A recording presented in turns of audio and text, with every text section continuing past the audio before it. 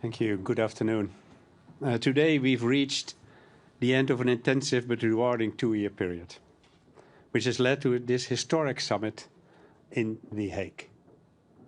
The agreement that the 32 member countries have made here as one will set the highest standard for our collective deterrence and defence. A renewed and enhanced commitment to protecting peace and security in our territory.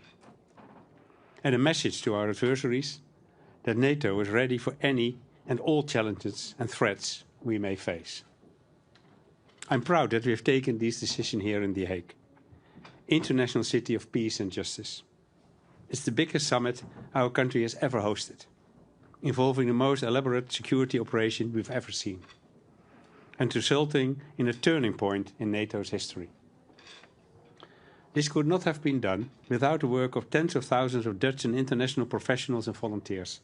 And I'd like to use this opportunity to say thank you to everyone who has made this summit possible. This is the Netherlands at its best. All the pieces of this big, complex puzzle have come together, forming the basis of a historic reinforcement of our alliance. We are setting a new NATO spending target as we move toward 2035. We will raise our annual defence spending to 3.5% of GDP, while another 1.5% going to broader defence-related investment and resilience and infrastructure. In doing so, we are committing firmly to the trend that began in recent years. Putin's full-scale invasion of Ukraine in 2022 has made NATO more relevant than ever. With the accession of Finland and Sweden, it is bigger than ever too. And the Hague investment plan will now make NATO stronger than ever. We will bolster the European pillar of our alliance and share the financial burden and military task more equally. In this way, working with our American allies, a stronger Europe will help build a stronger NATO. For many countries in our alliance, these percentages are like something from the Cold War era. But it's absolutely vital that we in Europe step up and do our part. We have no choice, given the threat Russia poses to the Euro-Atlantic region and its enormous military build-up. Of course, the threat is most visible in Ukraine. Their future is closely bound up with our security. Every euro we spend on their defense will directly help curb Russia's aggression on our continent.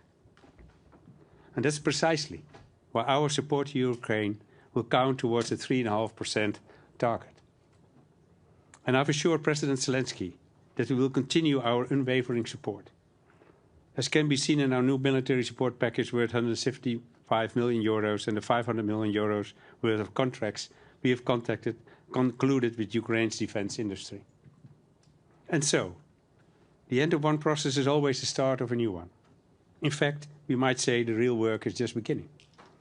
Under the new agreements, we will be making annual plans to bring us one step at a time to our target at 2035.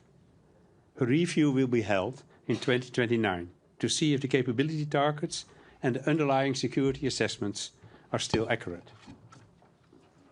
And we must get to work fast to bring the transatlantic and European defence industry fully up to speed.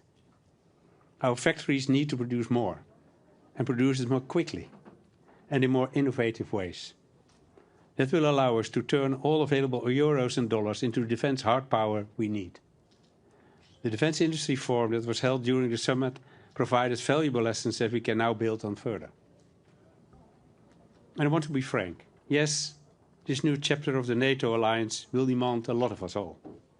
Every year we'll have to make political and financial decisions on what these enormous investments will involve.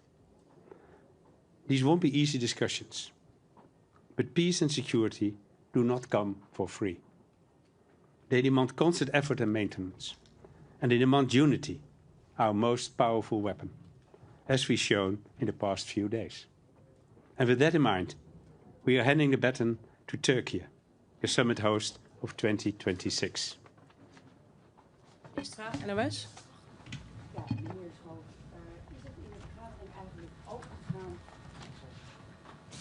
Ja, meneer Schoof, is het in de vergadering eigenlijk ook gegaan wat er gebeurt als landen zich niet aan die percentages houden?